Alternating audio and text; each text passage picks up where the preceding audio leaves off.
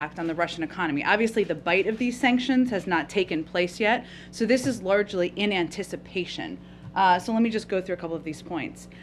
Borrowing costs for the Russian government has spiked to almost 11%, highest since 2015. Foreign investors are fleeing Russia. The ruble is trading at its weakest level since November 2020, one of the weakest currencies in the world.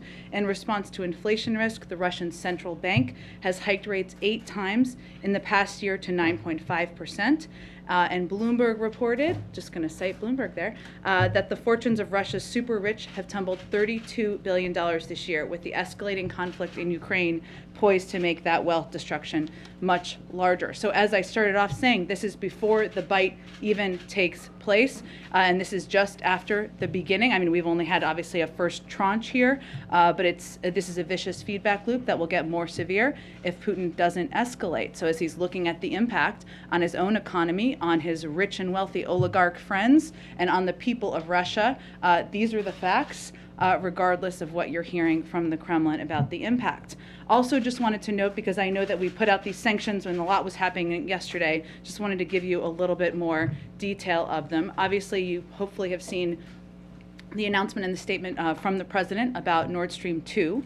We can come back to that, but that is an additional step today. And also on banks, in the announcement we made yesterday, what we did was we used our most powerful sanctions tool to target 2 major state-owned Russian banks for the first time. That is the significance. These banks can no longer, what it means is they can no longer make any transactions with the United States or Europe, and their assets in the financial system will be frozen. They are the glorified piggy banks, some of the glorified piggy banks for the Kremlin, including one of them, which is a key financial institution where support military finances has been held.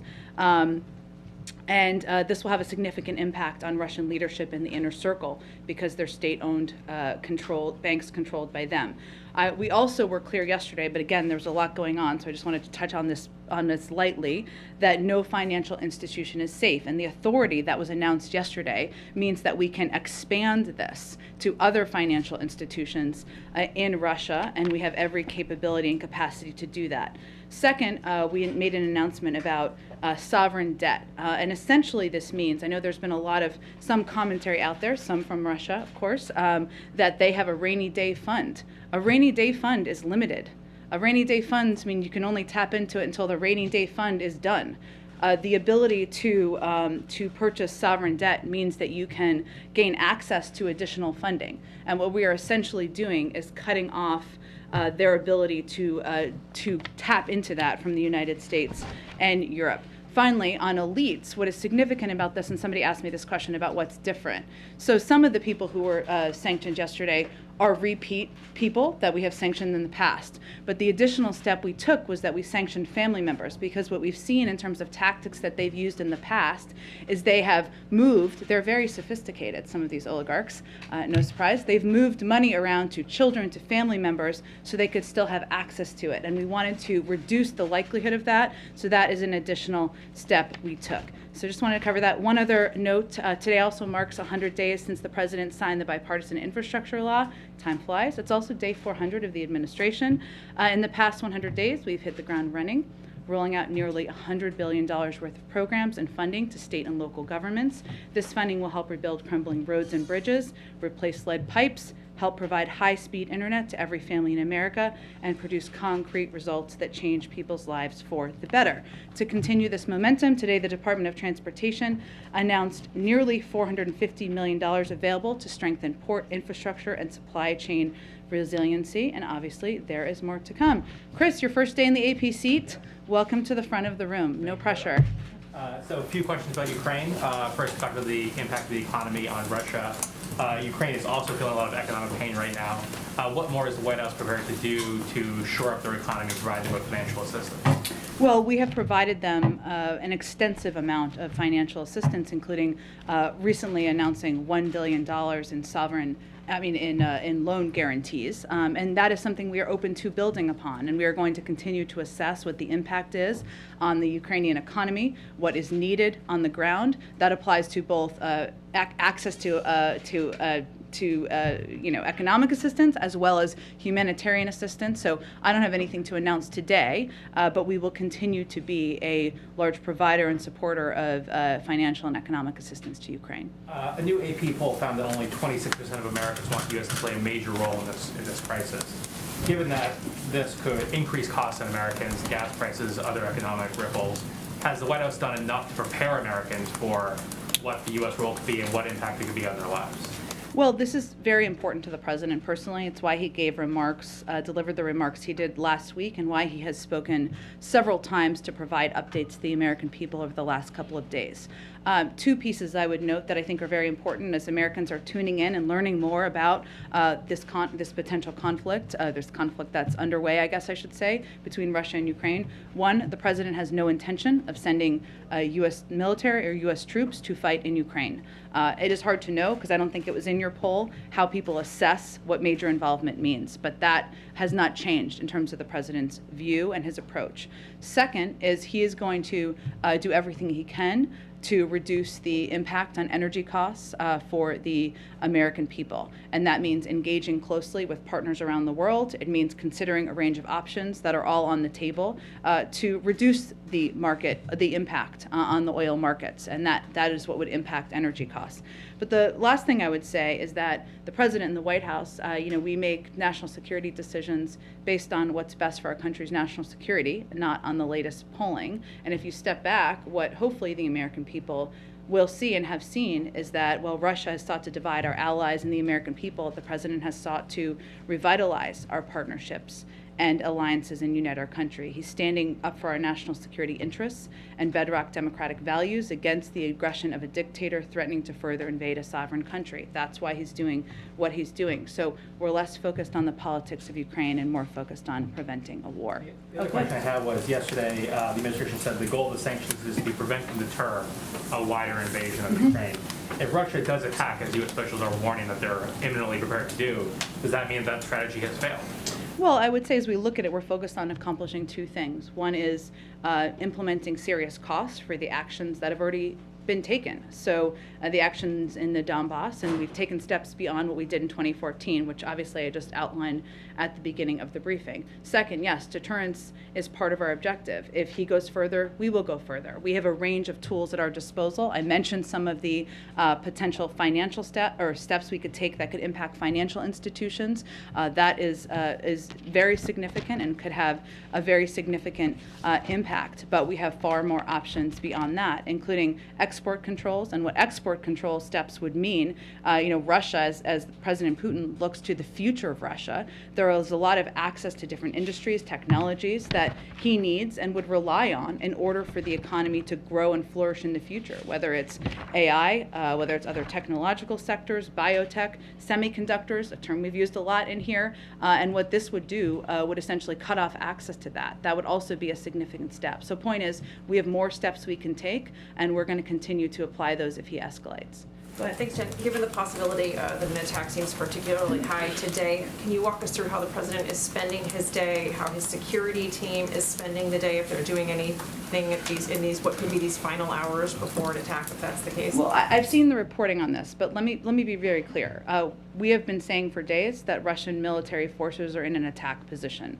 That has not changed. They are capable of operationalizing at any point in time. We are in constant contact with the Ukrainians about their positioning, about their capacity and capabilities. We're not predicting a day, a moment, or an hour. That has been our assessment and what we've been communicating with the Ukrainians for some time now. Let me tell you, though, something else that we're also seeing or assessing right now. We believe, obviously we've laid out a game plan that we believe that President Putin has been implementing over the course of the last several weeks, if not longer.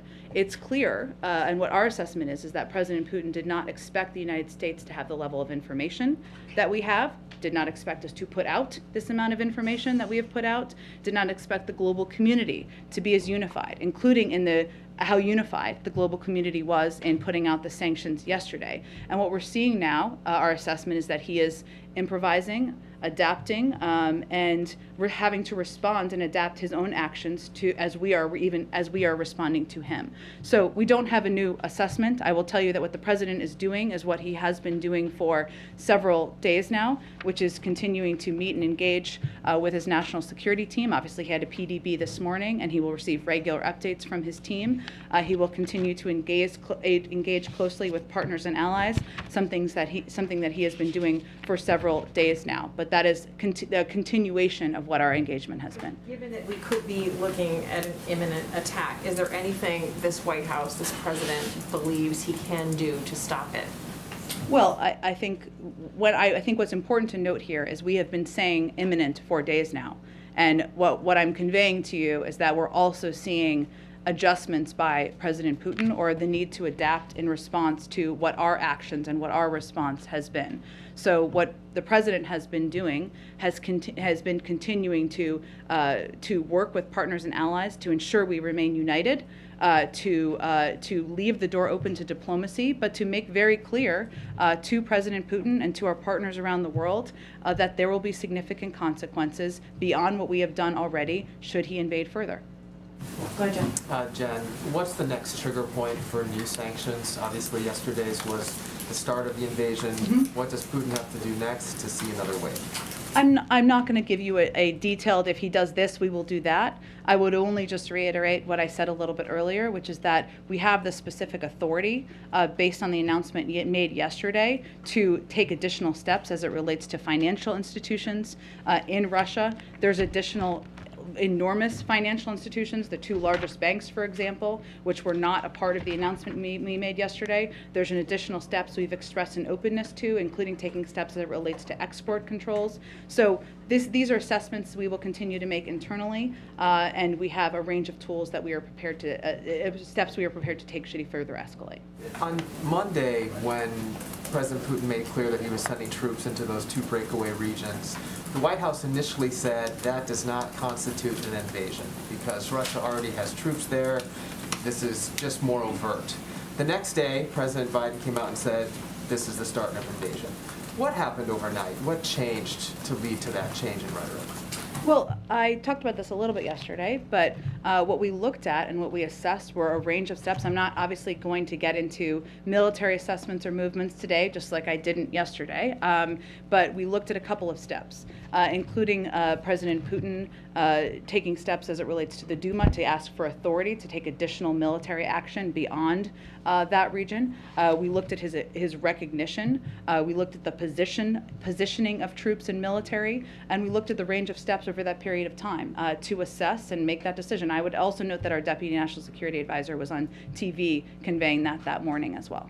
All right, and just lastly on this, the president of Russia, President Putin, said on Monday that he felt the West was going to impose sanctions basically regardless of what they did. Given that, you're obviously trying and effectively putting a lot of pain on the Russian economy. Do you think these sanctions will actually be a deterrent? Well, I think that is a decision for President Putin to make. I mean, there are statements he has conveyed in terms of what he wants to achieve here, right? The division of NATO, the opposite is happening, right? He wanted to see Nord Stream 2 move forward, a key prize for him. That is obviously not happening. He wants to have a flourishing economy for the Russian people. Just even without the bite of our sanctions, that is clearly not happening. So this is an assessment he's going to have to make, and we expect he'll hear from people around him who are being impacted and other people in Russia about the impact of these sanctions. Go ahead. Does the White House share the assessment of the Australian Prime Minister today that an attack is likely within 24 hours? I'm not going to give an additional timeline to it. We have been saying it could happen at any time, and they are in attack position for some time now, but I'm not going to give you an additional day, hour, moment. Well, just to follow up on that, you have been saying that it's imminent for some time. You guys stopped for a little bit, then you went back to it. Has there been a new warning to the Ukrainians in the last 24 hours or so? Because it seems that CNN and others are reporting that they have shared new intelligence about the threat of just how quickly an attack could happen. We don't know what that's based on. We have been conveying, in close touch with the Ukrainians, we have been conveying that they are capable of operationalizing at any time. That has been the case. I'd also note that obviously our preference would be that President Putin doesn't further invade. And as I said a few minutes ago, what we're also assessing is that he has had to adjust, adapt, to the strength of the unity of the global community, to what our reaction has been, and he has been forced to need to respond and adapt his own actions. We will see. We still very much anticipate and predict that he will invade further. But again, we're also seeing an impact on how he's behaving. And on Nord Stream 2, last month the White House opposed an effort on Capitol Hill to put sanctions on this pipeline. Last year, of course, President Biden waived the sanctions on that, and now today he is imposing the sanctions on it, which is a pretty big shift. So can you just explain the changes and where you... Well, we don't see it as a shift at all. We've never supported the pipeline. It was 90% built when the president took office. We've always spoken out against the pipeline. The question was, what was the most effective step in order to have the result that we have now over the last 24 hours? And there were calls by some in Congress to do preemptive sanctions on, or earlier sanctions, or take earlier steps, I should say, on Nord Stream 2. We disagreed with that strategy. We worked through a diplomatic path with the Germans. You saw the German chancellor make the announcement yesterday, and the announcement today was complementary to that. So the change is just because you were waiting on the Germans to take the first step here? Well, actually, it was that we felt a diplomatic approach would be the most effective approach, and we have succeeded in our efforts, and we didn't think the alternative approach was the right one. My last question, a French official recently told the Wall Street Journal that during his last visit, the French president found Putin was more rigid, isolated, and had basically gone into a sort of ideological and security-minded drift. The president recently spent about an hour on the phone with him. Obviously, he knows Putin pretty well. I wonder if he has seen a change in the Russian leader. I don't have any personal observations by President Biden about President Putin to read out, but I think we all watched, including the president, the speech or read it from the other night and saw a leader who was outlining a case for war to his public, one that was based on revisionist history, and whether that's based on isolation or not, we'll leave that to others to assess. Go ahead. Thank you, Jen.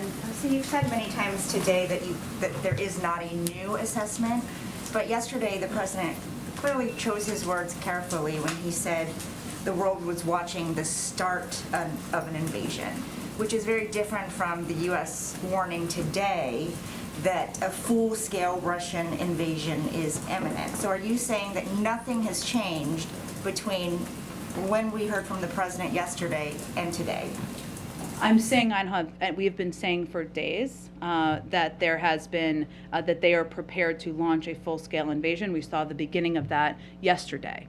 So nothing has changed in that assessment. What about the figure of 80% of Russian troops are now in the forward attack position? Was that also the case yesterday? I'm not going to be in a position to give you troop assessments or movements, but as I said just a few minutes ago, they are in an attack position. That remains the case. And then to follow up on something I asked Dilip yesterday, he said that the administration would not give a time frame for when Americans might feel the impact of this conflict. Why not? I mean, the president has said we need to be honest about the cost of fighting for democracy. Can you share anything about a time frame, a range? Should people be saving money? Well, I think there's been a little confusion about this because, one, the sanctions that we announced yesterday will not have an impact on the American people. They will have an impact on the Russian elite, on financial institutions, on individuals who are trying to use those institutions to engage with Western banks, including President Putin and his inner circle. What we're seeing in the markets is an anticipation of a further invasion by President Putin. And what we're trying to do and focus on is take every step we can, working around the world with our counterparts and partners to minimize the impact on the global energy market. So that's what we're working on. We're working on minimizing that, but there is not an impact from the sanctions we've announced on the American public. It really depends in part on what President Putin does in many regards. And finally, is one of those options looking at releasing more oil from the Strategic Petroleum Reserve? That is certainly an option on the table. Thank you. Go ahead, Peter. Thanks, Jen. Following up on Weeja's question, Yeah. a lot of focus on the economic pain in Russia potentially from these sanctions, but what about the economic pain here? The Russians are saying they think gas prices in Europe are going to double. How high could they get here? Well, I think, again, Peter, and as I said to Weija, I mean, some of this depends on what President Putin does. So as he is suggesting what the impact will be around the world, it's all based on what his actions are. just to be very clear about it. What the president is focused on and is working on is taking every step we can to communicate with, coordinate with, engage with big global suppliers around the world to minimize the impact on the energy markets. But even without all this going on, gas in California is almost $5 a gallon. Should people across the country expect to see that kind of a number when they go to gas up their car? $5, $6? Well, again, I think as you heard the president say last week, standing up for our values is not without cost. What we're trying to do is minimize that cost. So I don't have a prediction of it right now because we're trying to minimize the impact on the global energy markets. Okay, something that you said, two different things that you've said so far today. You said you think right now Putin is improvising and adapting, but you've also said that you very much anticipate and predict that he's going to invade further. So which is it? Is he adapting or is he still invading?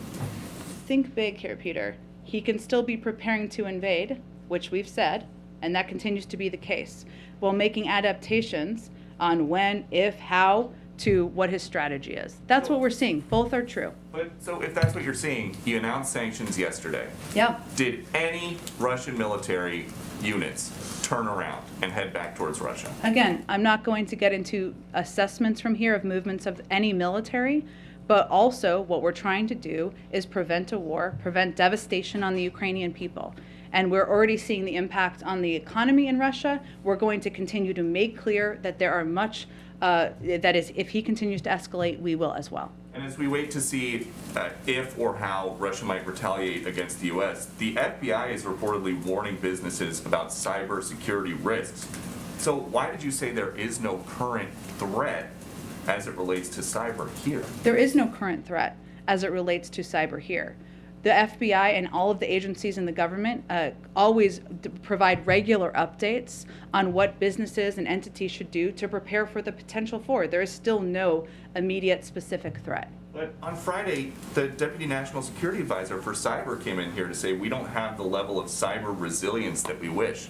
Why would somebody come to the White House briefing room and talk about that if there is no threat?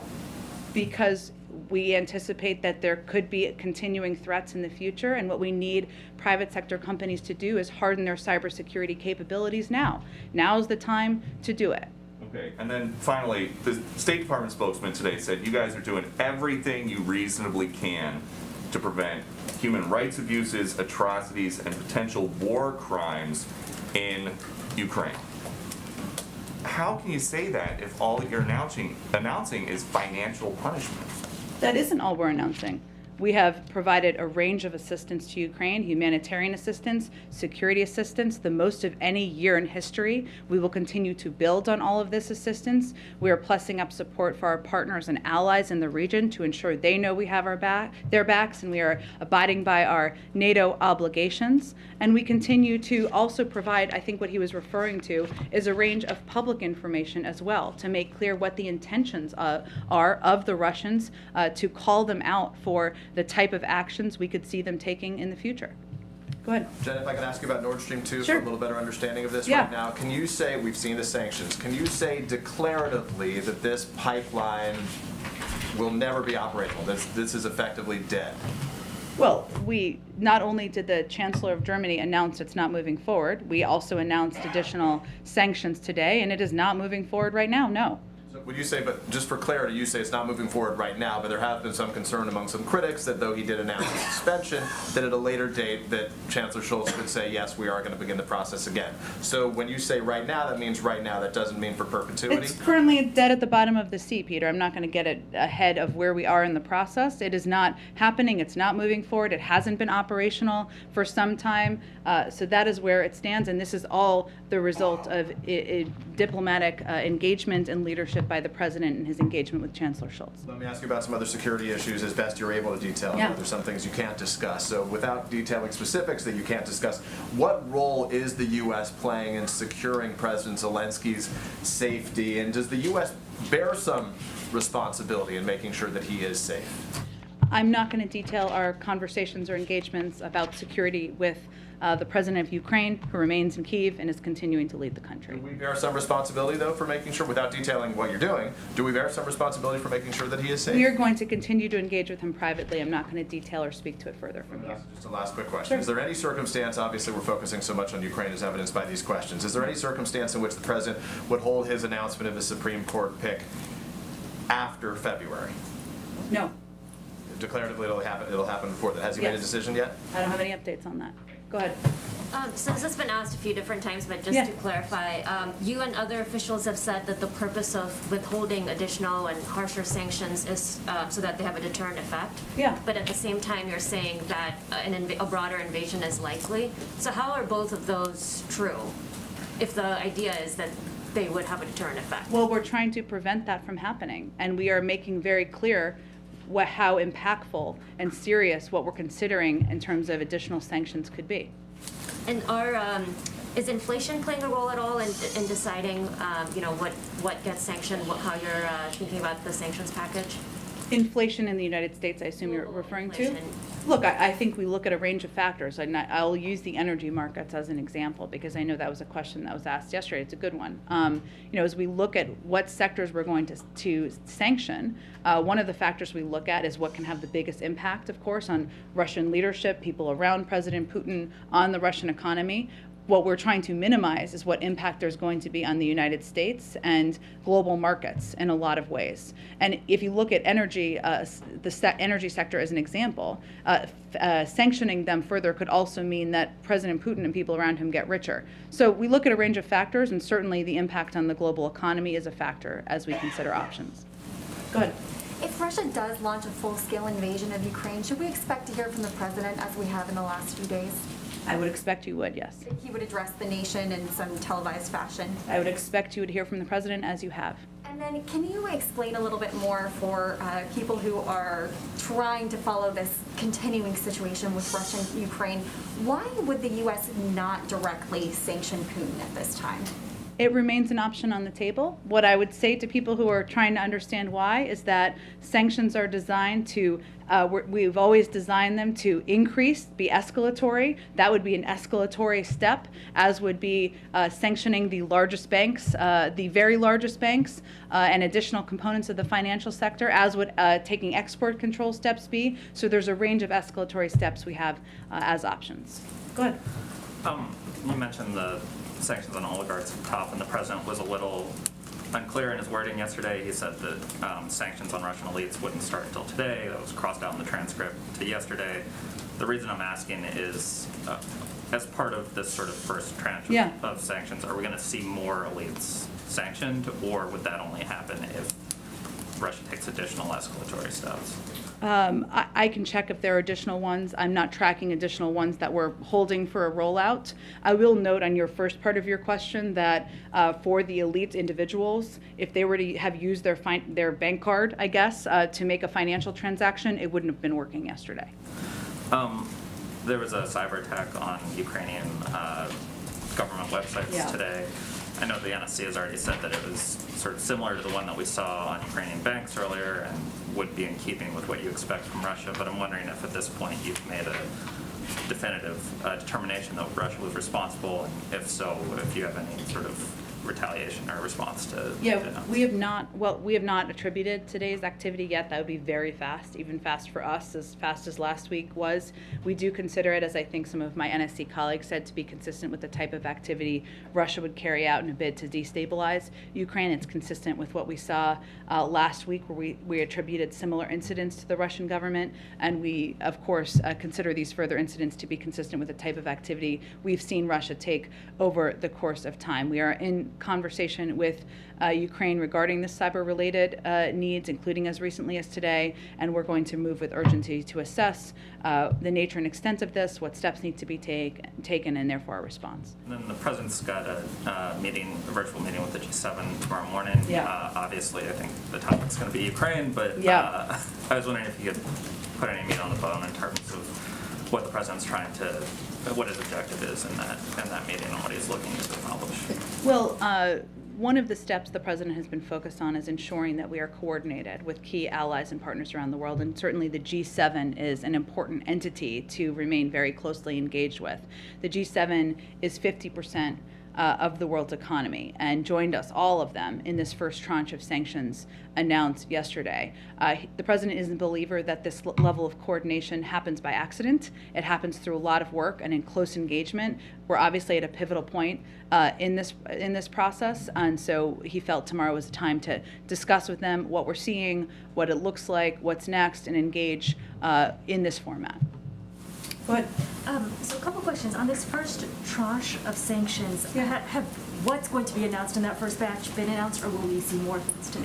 The first tranche has been announced, and obviously the Nord Stream 2 announcement today is an additional part of that. I can certainly check if there's anything additional coming at this point beyond for the first tranche, not that I am aware of, but I will check and make sure that's correct. And then, when you all talk about this first tranche of sanctions, can you give us a sense of like how many tranches, if that's the right word, are in this toolbox that you have to apply? I mean, how many sets of sanctions are we talking about? I understand the question. It's hard for me to give that assessment. It really depends on what escalatory actions President Putin takes. If he goes further, we will go further. What that looks like, I can't outline for you at this point in time. I gave you the sense a little bit of what some additional options are, right? Export controls, sanctioning additional financial institutions, larger financial institutions. Those are all on the table, as are other options. But in terms of what the breakdown of tranches would look like, I can't outline that for you at this point from here. In terms of the cyber attack, we just were asked about, will the U.S. or could we expect the U.S. to have some sort of retaliatory behavior towards Russia in response to this? We always reserve that option, and obviously we haven't made an attribution for this recent DDoS attack. As we go through the process of doing that, we'll certainly consider what actions could be taken as well. One final question, actually on the JCPOA. Sure. There have been reports that the U.S., Iran is closing in on some sort of deal. Would you all confirm that that is an accurate assessment, that you are inching towards a potential deal this week? Well, what we're seeing is there is significant progress being made, and we are close to a possible deal. But there are a number of very difficult issues that remain unresolved, and there's very little time remaining to reach a deal given the pace of Iran's nuclear advances. Also, I would note that typically the most difficult components, the last mile, is where there is the most difficult conversations and negotiations. So yes, significant progress, and we are close, but there's a lot that still needs to be worked out. It is true that Iran, we believe if Iran shows seriousness, we can and should reach an understanding on mutual return to full implementation of the JCPOA potentially within days, but there is still more work that needs to be done. So you all are optimistic? Or, I mean, that's a mixed. We are encouraged by the significant progress, but having been through a few of these, I would note that often the most difficult negotiations happen in the last portion. Go ahead. Go ahead, Dylan. Thanks, Jen. Following up on the Nord Stream, I'm wondering if anything happened. I understand you were saying that there was an intent to want to do this in a coordinated way with the Germans, and obviously they made their action yesterday. But was there anything else that happened on the ground in Ukraine yesterday that warranted the sanction happening today rather than yesterday? No, but it's part of our first tranche of sanctions. So we would see it as a part of what was rolled out yesterday. And then you were also telling, I think you told Caitlin that that you wanted this approach with Germany rather than an alternative. Just looking at, the president last year said in Cincinnati, the construction is already kind of going at this point. I believe the exact 90% of it, yeah. Right. He was saying 9%. So why is this a better way, a more effective way than issuing sanctions unilaterally and then possibly pressuring the Germans to take action themselves? Well, it hasn't been operational, which is an important component, right? It's not like oil has been flowing through Nord Stream 2, which is a very important component here. And we made the assessment, others can have different assessments, that this would be the way to achieve the outcome that we've now achieved. Others can have different assessments. There's no proof or evidence that their approach would have worked. Ours has worked. More so the question was, why would not issuing sanctions earlier, why wouldn't have that been effective? Because we felt working in coordination with our German counterparts through a diplomatic process would be the most effective way to approach it. And then pivot just two more. Can you outline what exactly Doug Jones has been doing in terms of the SCOTUS process, who he's been talking to on the Hill? Lastly, the March 18th mask mandate for travel. Just is the administration considering extending that, or is that seen as an expiration date? Sure. On the first, I'm sure once there is an announcement to be made, we will have more detail about all of the engagements that have led up to it. But certainly, Senator Jones is playing an integral role, engaging with senators, engaging with different stakeholders and individuals who want to give their view on where this should head. I'm sure we'll have more details once an announcement is made. As it relates to the March 18th timeline, the CDC is in the process of reviewing their mask guidelines and their mask guidance. We will let them make any announcements on that, but I don't have anything to predict at this point about March 18th and where that stands on planes. Go ahead. Yeah, thanks, Jen. Earlier during today's briefing, you said it's the U.S.'s assessment that President Putin did not expect the U.S. to have this level of information that we have, did not expect us to put out the amount of information that we put out, and did not expect the global community to be as unified as it is. What have you seen from Putin's actions, from Russia's actions that have led to that conclusion, that assessment? Well, I think why I was conveying that is because what we've seen, and I don't think I can give much more detail than that, other than to say what we've seen is him adjusting and adapting some of his actions and needing to respond to what our actions are. And we've obviously been assessing that he is prepared to operationalize at any time. That has not changed, but we are also watching closely what he does. And what's your response, the administration's response to lawmakers from both sides of the aisle who say President Biden still hasn't gone far enough with sanctions? Representative Adams yesterday said, quote, the administration must go further. Today, Senator Graham called the administration's initial response inadequate, and he said, let's quickly up our game. So what is the strategy behind holding back some of these larger sanction possibilities that you've talked about? Well, our strategy has been start high, which is certainly what we did.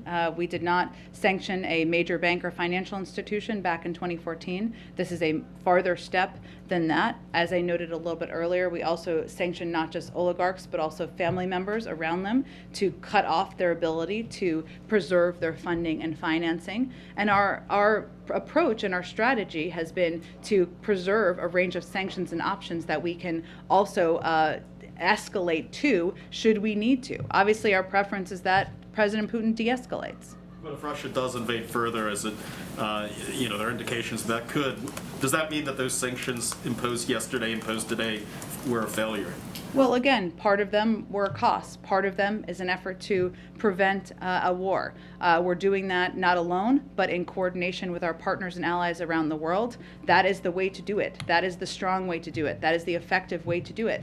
There may be others who have different points of view. They're welcome. It's a free country. They can have those points of view. But our approach has been to date to respond with strong sanctions, to start high and build from there, and that is what we will continue to do if he escalates. And then lastly, on the Supreme Court nomination process, can you confirm that the interviews are now finished ahead of an announcement before the end of the month? I'm not going to confirm any details about the process. I would note that we are 5 days away from the end of February, if my math is correct. The interviews are typically late stage in the process, so we are getting close to an announcement. Go ahead. Thanks, Jen. I want to ask about food prices, but first a quick question about Ukraine. Just a short while ago, separatists in eastern Ukraine formally asked President Putin for military help. Is that a signal that the U.S. expects a broader invasion is about to begin? Well, I think as we've said from the beginning, there are going to be a range of false flag operations that we have expected to and laid out the playbook to see. This is an example of it. That is suggesting that they feel under threat. By whom? The Ukrainians, that the Russians are threatening to attack.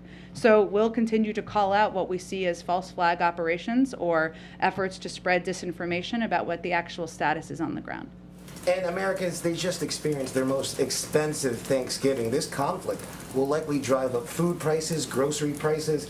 What does the White House minimizing the impact of even higher grocery prices actually look like? I don't think we've ever minimized the higher impact of the cost of food. I would note, let me finish. Factually, I think the price of a turkey just a couple of months ago was about $1 more. If we just look back at the facts of what was actually happening at the time. And we've talked a bit in here about our concerns about meat conglomerates jacking up the prices. If people go into the store and they try to buy a pound or 2 pounds of meat, what we're seeing as the impact of not enough competition in the industry. But the president has repeatedly expressed concern about cost for the American people. That's one of the reasons he continues to press for steps with Congress that will lower significant costs on people's budgets, whether it's childcare, healthcare, elder care, whatever it may be. That is a central part of his economic agenda. Go ahead. Thanks, Jen. You've said, and the president has said several times that, to Americans that the U.S. is not sending the military into Ukraine, not going to war with Russia. And I just wanted to ask, given that you're warning of a full-fledged invasion, potential attacks on Kyiv, how the administration is as confident as it is that that won't become necessary at some point, that there won't be any need down the road for military engagement with Russia? That is not a decision the president is going to make. Based on? We are not going to be in a war with Russia or putting military troops on the ground in Ukraine fighting Russia. So ultimately, if Vladimir Putin takes all of Ukraine, that's a situation that the administration is not going to condemn, obviously going to punish economically, but that's not something that will be engaged militarily. Well, that is several steps down the road. But what I will tell you is the president has been crystal clear and consistent. He is not sending U.S. troops to fight in Ukraine. That has not changed. Has there been any discussion of the strategy of saying that, though, so publicly and potentially giving Putin an indication that the U.S. and NATO allies are willing to cede that sphere of influence outside of NATO boundaries to him? Again, I don't know how many more times I can say it. There's no scenario. The president is not sending U.S. troops to fight in Ukraine against Russia. We are taking a range of other steps, as you've touched on, but I would say they're quite significant. Not only are we the largest provider of security assistance, humanitarian assistance, and economic assistance to Ukraine, but we have also taken significant steps to plus up not only our NATO forces and our force posture, but the force posture of our partners in Eastern Europe to make sure they know we have their backs and support them. We will continue to plus this all up. But the president is not sending U.S. troops to fight in Ukraine. That hasn't changed. Go ahead. Thank you, Joe. This is a little bit related to Eli's question. So it's very clear what Russian escalation could be, right? Go from today to the whole of Ukraine, or bombarding Kiev, or there's a lot of things along the way. You've laid out all sorts of different sanctions that are being considered. Yeah. But what is the arc? Because it's very clear what the Russian arc could be, right? Could ultimately go to whatever, occupying the whole of Ukraine, let's say. What is the arc of the U.S. response? Like, what's the equivalent to, smashing Kiev to pieces? Again, I'm not going to outline if this, then that from here. And unless you know something the rest of us don't know, I don't know that anyone knows exactly what the next step will be. As much as we're seeing them positioning their military forces for attack. Obviously, until they further invade, they haven't further invaded, right? If they do and take escalatory steps, we will take escalatory steps. What those look like will depend a lot on what the actions are. Okay, one other question, please. We've got the G7 virtual meeting tomorrow. The President's made a lot of outreach to allies, obviously. Is any consideration whatsoever being given to some kind of last-ditch outreach to the Russians, either from the President or him encouraging the Europeans to have another go at it? Well, I talked about this a little bit yesterday. I mean, a couple of days ago, obviously the president made clear, or we made clear on his behalf, that if they didn't invade, that he was open to engaging with President Putin. And that would follow a meeting or engagement between our Secretary of State and Foreign Minister Lavrov. Obviously, we're in a different point at this point in time, and it doesn't feel appropriate or the right step to have those diplomatic engagements right now. We will always leave the door open. If they de-escalate, we will certainly proceed with diplomatic engagement. But no, we're not considering a meeting with President Putin or engagement with him right now. Go ahead. Hi, I have a question on Mexico, but first on Ukraine. Sure. On the sanctions on Nord Stream AD, can you confirm that they will only affect Gazprom and not the 4 European companies that are shareholders of the consortium? I think we put out an extensive statement on this, as well as some details. Let me see if I can just outline it all from here, and we can get that to you after the briefing as well. What was your other question? Yeah, on Mexico, the president of Mexico said today that the U.S. isn't well informed about violence against journalists in Mexico, and that there isn't impunity for those crimes. Are you worried that he's downplaying the risks that journalists face in that country? Well, I would say first we've seen factually the threats that have been posed to journalists in Mexico. And we've seen the threats, and that is a concern that I think the Secretary of State was expressing on behalf of the United States about those abuses. So I think he was speaking to facts we've seen on the ground. Go ahead. Hi, Jen, a couple domestic questions for you. First, does the White House have any reaction to the order from Texas Governor Abbott calling for prosecutions of parents who move forward with gender-affirming treatments for their kids? Well, I spoke a little bit, unfortunately, to another law that we saw moving in Florida just last week. But let me reiterate some of the points I made then. There are efforts in some states, not just Texas, but also Florida, and fortunately others, designed to target and attack the kids who need support the most, LGBTQI+ students who are already vulnerable to bullying and violence just for being themselves. This isn't an isolated action, as is evidenced by multiple states pursuing this. We're seeing Republican leaders take actions to regulate what students can or cannot read, what they can or cannot learn, and most troubling, who they can or cannot be.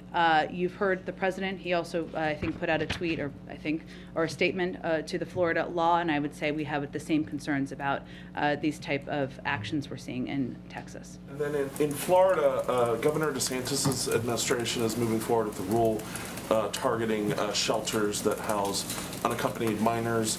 Does the Biden administration have any contingency plans for the unaccompanied minors who may be affected by that rule in terms of their housing? Well, I think this is an important thing to call out here, because what we're talking about here is, one, it's our view, it's our responsibility, I should say, as an administration to responsibly and safely care for unaccompanied children. We're talking about minor kids here. So HHS is currently examining all legal options available at its disposal to ensure that our shelters continue to provide services to the unaccompanied minors in our care. I would remind you all that there have been kids in Florida, these facilities since 2005. I mean, these facilities have been open for 17 years now, but being overseen by the Office of Refugee Resettlement.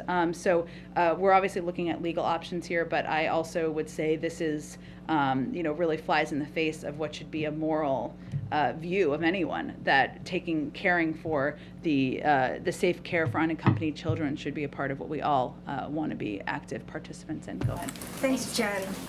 So the Justice Department today announced that they are ending the Trump administration's 2018 China initiative and replacing it with a broader approach towards more countries, Russia, Iran, North Korea. I know that justice officials have spoken about this, but if you can elaborate from this podium the reasoning behind that, and especially in addressing the complaints of discrimination from Asian Americans. I would have to dig further into this, Patsy. I'd really point you to the Department of Justice. I'm not sure we have more to add from here. And then just on the global pandemic response, can you confirm the amount of funding that the administration has requested from Congress? We're hearing this number of $5 billion that activists say is not nearly enough to help vaccinate the world, as well as to stop new variants from attacking the U.S. as well. Well, I don't have any specific numbers. We're still in conversation with the Hill at this point about funding and funding needs, both domestically and internationally.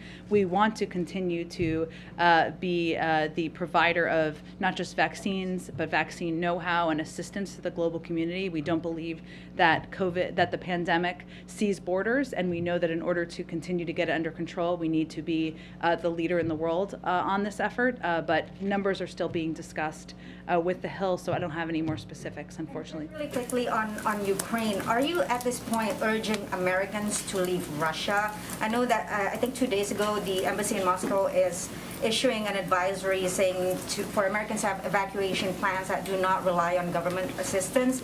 But are you actually telling Americans in Russia to leave? The State Department makes those assessments and recommendations, and they update them regularly, so I'd point you to them for any updates. Go ahead. Thank you, Jen. A few on Ukraine. First, the Kremlin has vowed counter-sanctions in response to the U.S.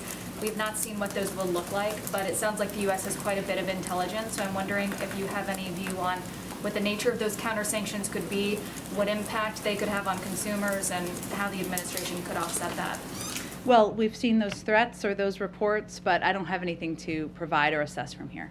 Yesterday, President Biden said nothing in Putin's lengthy remarks indicated any interest in pursuing real dialogue on European security in the year 2022. If that's the case, what do you see as the end game here? Well, again, our hope is that Putin will decide to de-escalate, that he will feel the threat of the sanctions, what the impact will be on the Russian economy, on the Russian people, on the people who surround him. They are meant to have a deterrent impact, that he will feel the weight of being a pariah in the global community. It does not mean we have never closed the door to diplomacy, and the president didn't have that intention of conveying that yesterday either.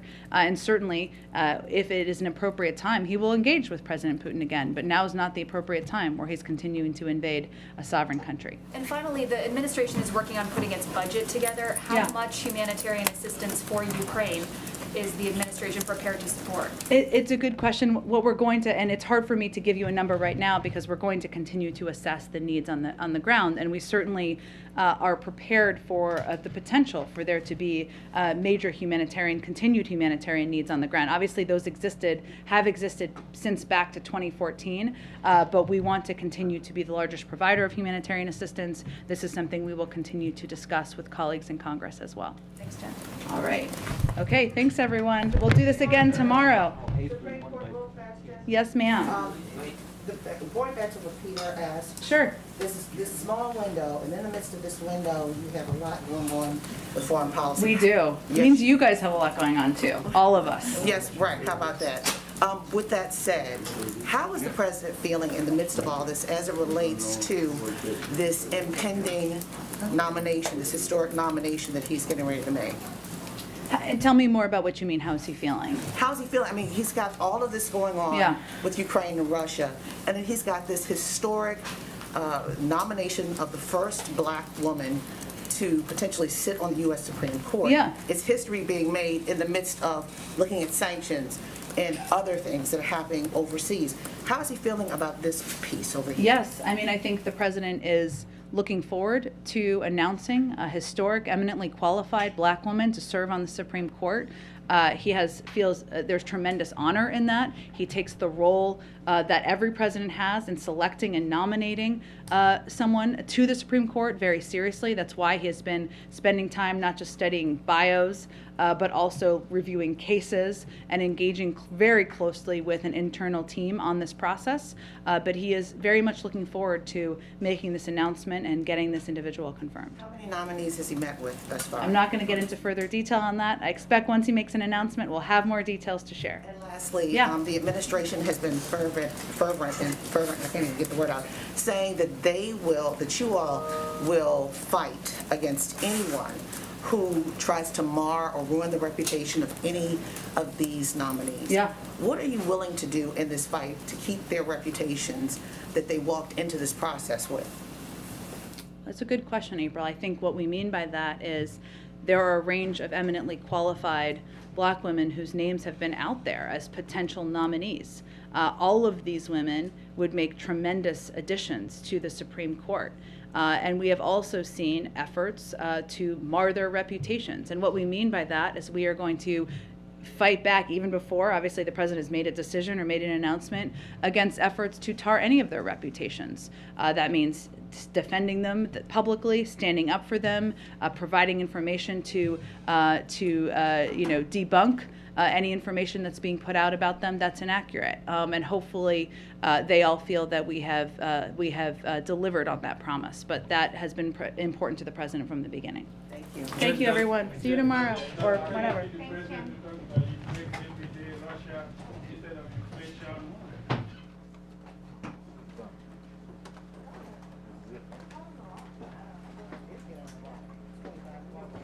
actually had it.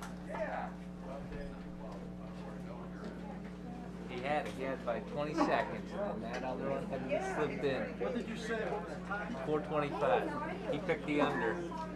It was literally 20 seconds. She wrapped it. How much you lose? Nothing.